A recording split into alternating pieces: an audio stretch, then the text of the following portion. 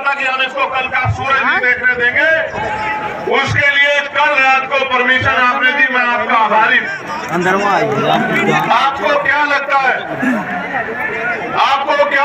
कि इस तरह की चीजों से आप चंद्रशेखर आजाद के प्रति जो प्यार लोगों के दिल में उसको कम कर सकते हैं? नहीं, ये गलत फहमी है आपकी। आप अगर आज सोनी परमिशन देते और ये टेंट में नहीं लगता, एक कुर्सी पे खड़े होकर भाषण देके अपने लोगों को कह के जाता कि याद रखना मेरी बात। मैं किसी धंधा सेठ का बेटा नहीं हूं, किसी व्यापारी का बेटा नहीं हूं, किसी नेता का बेटा नहीं हूं, एक प्राइमरी स्कूल के हेडमास्टर का बेटा हूं। संस्कार है मेरे अंदर।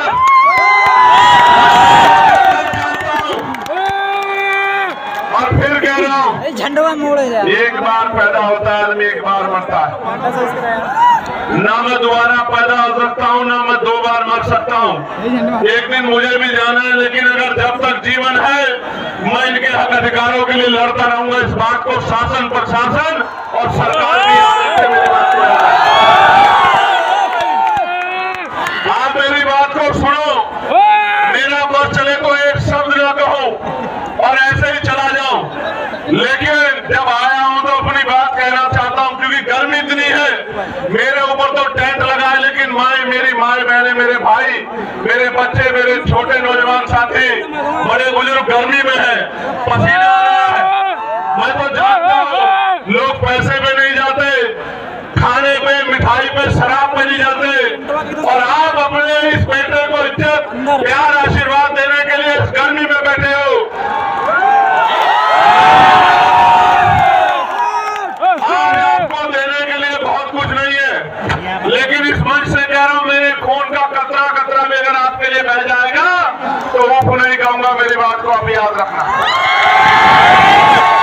साथियों, मैं कुछ समय इस गर्मी का आपका लूंगा, क्योंकि बहुत महत्वपूर्ण बात आपसे करनी है, और आपने भी अपना काम छोड़ा है। एक एक पैसा इकट्ठा करके आपने इस रैली को सफल बनाने का प्रयास किया है। प्यारे साथियों, मैं अपनी बात को शुरू करते हुए सबसे पहले भदोही के लाल धीरज कुमार गुप्त जी को आदरांजलि अर्पित करता हूं। भदोही का जो लाल धीरज कुमार जी थे, जिन्होंने 2023 में अग्निवीर ज्वाइन किया और 18 फरवरी को जम्मू कश्मीर में वो शहीद हो गए। ये शहीद जिस परिवार से होता है उस परिवार को तकलीफ का एहसास होता है, लेकिन आप ये समझिए उस शहीद भाई को आज याद करना इसलिए जरूरी है क्योंकि पहले आर्मी की नौकरी पक्की होती थी। केंद्र की सरकार ने अग्निवीर के जरिए 4 साल की नौकरी करके जिस तरह से सेना का मनोबल गिराने का काम किया और नौजवानों में जो राष्ट्रभक्ति की भावना थी उसको कमजोर किया, देश इस निकम्मी सरकार को कभी माफ नहीं करेगा। मेरी बात को आप याद रखना।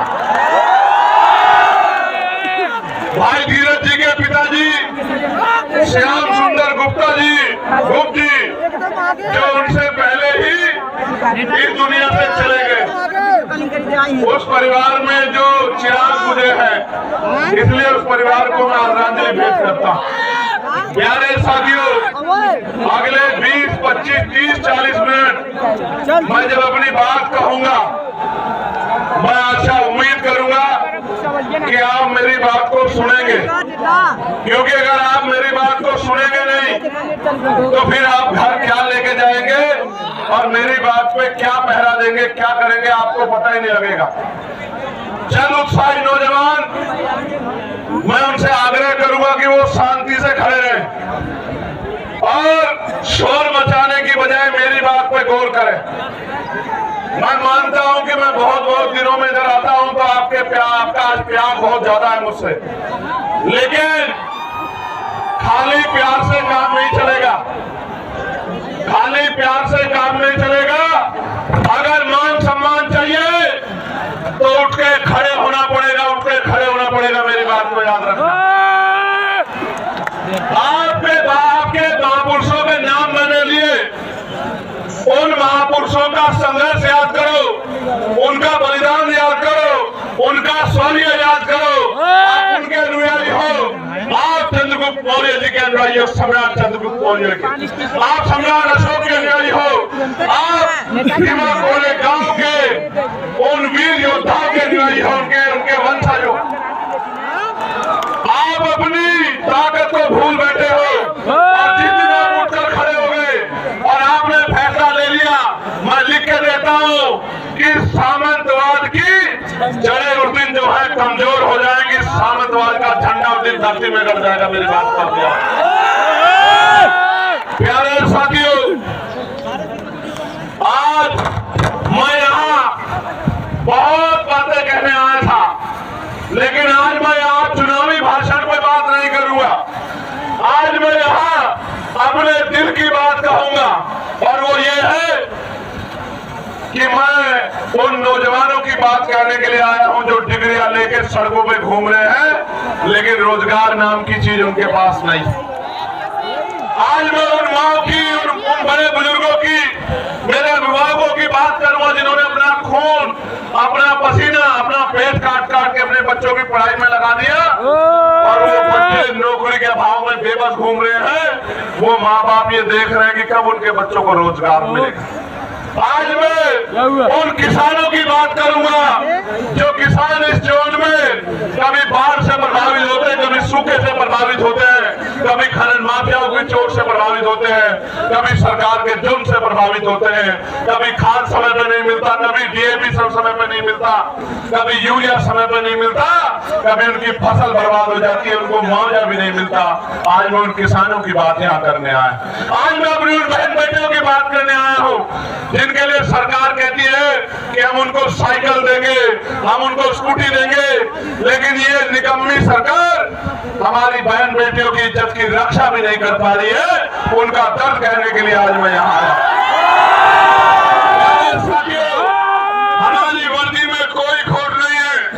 ये जो पुलिस के मेरे भाई है, मैं इनको सैल्यूट करता हूँ, लेकिन आप नहीं जानते ये मजबूर है, क्योंकि पुलिस सरकार के अंदर में होती है। जो सरकार चाहती है वो पुलिस के भाइयों को मजबूरी में करना पड़ता है। अगर अनुशासन में काम करेंगे तो कार्रवाई होगी, ना चाहते हुए भी कई बार मजबूरी में ऐसे कदम उठाते हैं। इसका एक उदाहरण मैंने आपको बता दिया कि रात लेट नाइट परमिशन दे रहे हैं, अगले दिन कार्यक्रम में टेंट कैसे लगेगा, कार्यक्रम कैसे होगा। इससे एहसास होता है कि पुलिस कितनी मजबूर है। मैं आपको विश्वास दिलाता हूं और पुलिस के भाइयों से शुरुआत करूंगा। एक अवसर बनने दो आजाद समाज पार्टी काशीराम को 8 घंटे की ड्यूटी आपकी करके दिखाएंगे। मेरी बात को आप आपको याद रखना। प्यारे साथियों, वेतन विषमता दूर कराएंगे आपकी। आपका जो बैकलॉग है भर के, आपको जो 24 घंटे ड्यूटी का प्रेशर बना हुआ ये खत्म करेंगे, और आपको बॉर्डर स्कीम खत्म करके अपने जिले के बराबर के जिले में जाने की आजादी देंगे। मेरी बात को आप याद रखना। आपसे शुरुआत प्यारे साथियों, अभी शिक्षा मित्रों को मैं बधाई देता हूं, लेकिन बधाई अधूरी है, क्योंकि मैं तो शिक्षा मित्रों का वेतन 25,000 से पार चाहता था, लेकिन हमारे अथक प्रयास के बाद सरकार ने लगभग 18,000 रुपए की घोषणा की है। प्यारे साथियों, अभी तो शिक्षा मित्रों की बात आगे बढ़ी है, अभी तो लड़ाई पीआरडी के जवानों की बाकी है, होमगार्ड भाइयों बहनों की बाकी है, भोजन माताओं की बाकी है, आशा आंगनबाड़ी बहनों की बाकी है, पंचायत सहायकों की बाकी है, रोजगार सेवकों की बाकी है। जब तक इनके मानदेय वेतन में वृद्धि नहीं होती और इनको कम से कम 20-20 हजार रुपए का रोजगार नहीं मिलता, तब तक हम लोग रुकने वाले नहीं, सरकार को मजबूर करके छोड़ेंगे। जिनसे काम लेते हो उनको कम से कम इज्जत का वेतन देने का काम करो। सिर्फ यही लड़ाई खत्म नहीं होगी जब तक ग्रामीण क्षेत्रों में महिलाओं को सम्मान पूर्वक रोजगार नहीं मिलेगा, तब तक ये लड़ाई पूरी नहीं हो सकती। मेरी बात को आप याद रखना। और आज कह रहा हूं, 2 किलो राशन नहीं दूंगा, आटा चावल नहीं देंगे हम लोग, 2,000 रुपए नहीं देंगे, लेकिन आपके बच्चों को इतनी अच्छी शिक्षा देंगे और आपको रोजगार देंगे कि आप 20,000 रुपए घर में रहकर कमाओगे। मेरी बात को आप याद रखें। इतनी अच्छी शिक्षा देंगे कि वो अपने पैरों पर खड़ा होकर काम करेगा। मेरी बात को आप याद रखें। प्यारे साथियों, उत्तर प्रदेश के हालात बदल रहे हैं। उत्तर प्रदेश के हालात बदल रहे हैं और एक तरफ तो नीले झंडे वाले बाबा साहब अम्बेडकर के अनुयायी, पूरे साहू के अनुयायी घूम रहे हैं, दूसरी तरफ कुछ बहरूपिये भी घूम रहे हैं। और बहरूपियों को कैसे पहचानना है तो उनकी बातों में गौर करना पड़ेगा। एक नेताजी तो विधानसभा में खड़े होकर कहते हैं, हालांकि मैं इस भाषा को नहीं यूज करना चाहता था, लेकिन मुखौटे तो उतारने पड़ेंगे, बिना मुखौटे उतरे काम नहीं चलेगा। मैं जो मंचासीन हमारे नेता उनको भी बताना चाहता हूँ कि आज देश में सिर्फ चमार जाति को आरक्षण नहीं मिलता, पूरे शेड्यूल कास्ट को आरक्षण मिलता है, पूरे बैकवर्ड क्लास को आरक्षण मिलता है। और तो और कई सारे देश भर में घूमता हूँ, क्षेत्रीय आधार पे तो सामान्य जाति के लोगों को भी हिमाचल में, जम्मू कश्मीर में, उत्तराखंड में आरक्षण का काम मिलता है। और तो और 2019 से EWS के जरिए सामान्य जाति के गरीबों को भी आरक्षण का लाभ मिलता है। लेकिन सामंतवादी सोच क्या होती है, इसका उदाहरण मैं आपको बताता हूँ कि एक नेता असेंबली में खड़े होकर कहते हैं कि मैंने केवल से पूछा कि आप चमार बनना चाहते हो। आप समझो मानसिकता क्या है, वो ये बताने का काम कर रहे हैं, क्योंकि निषाद समाज के लोग ये मांग कर रहे हैं कि उनको शेड्यूल कास्ट में रखा जाए, तो ये बताने का काम कर रहे हैं कि जो आरक्षण देता है वो चमार बन जाता है। और मैं उन नेताजी को और उनके बड़े नेताजी को कहना चाहता हूँ मंच से, कभी पाटिल चमार का इतिहास पढ़ना तो आपको पता लगेगा, और कभी सिर्फ पाटिल चमार का इतिहास मत पढ़ना, कभी चमार रेजिमेंट का इतिहास पढ़ना तो आपको पता लगेगा कि हमारे शौर्य का, कि बहुजन समाज में शौर्य की बना के देखो। अहिर रेजिमेंट बना दो, गुर्जर रेजिमेंट बना दो, पाल रेजिमेंट बना दो, प्रजापति रेजिमेंट बना दो, निषाद रेजिमेंट बना दो, और देश की सेवा में, देश की रक्षा में मौका दो बहुजन समाज के लोगों को। हम दिखाएंगे देश की रक्षा कैसे होती है। बनाओ साके रेजिमेंट, बनाओ कुर्मी रेजिमेंट, अगर आप में हिम्मत है बनाओ पटेल रेजिमेंट, और दो मौका हम बताएंगे हमारे अंदर कितनी क्षमता। इतिहास गवाह है कि हमने अंग्रेज हो या कोई और शासक हो, किसी के आगे घुटने नहीं टेके। इतिहास बात का गवाह।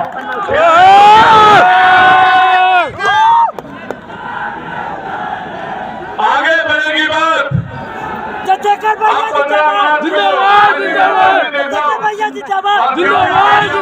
क्या प्रचार करेंगे तो आपको बताना भी चाहता हूँ कि 15 मार्च को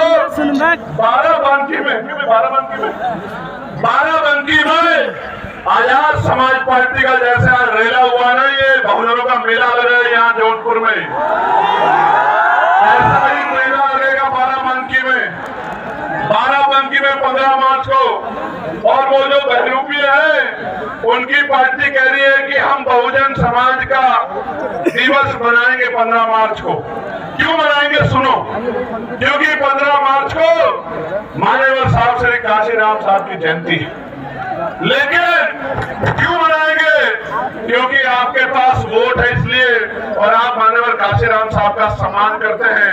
मगर ये नहीं बताएंगे कि मान्यवर काशीराम साहब की जयंती में जो अवकाश तय हुआ था, इन्हीं बहरूपियों की सरकार ने उस अवकाश को कैंसिल करने का काम किया। और तो और मान्यवर काशीराम साहब के नाम से बने जिले का नाम भी इन्हीं बहरूपियों ने बदलने का काम किया था। और तो और आगे मत लगे, मान्यवर काशीराम साहब के नाम से सहारनपुर में बने मेडिकल कॉलेज का नाम भी इन्हीं बहरूपियों ने बदलने का काम किया था। और उससे भी तकलीफ दे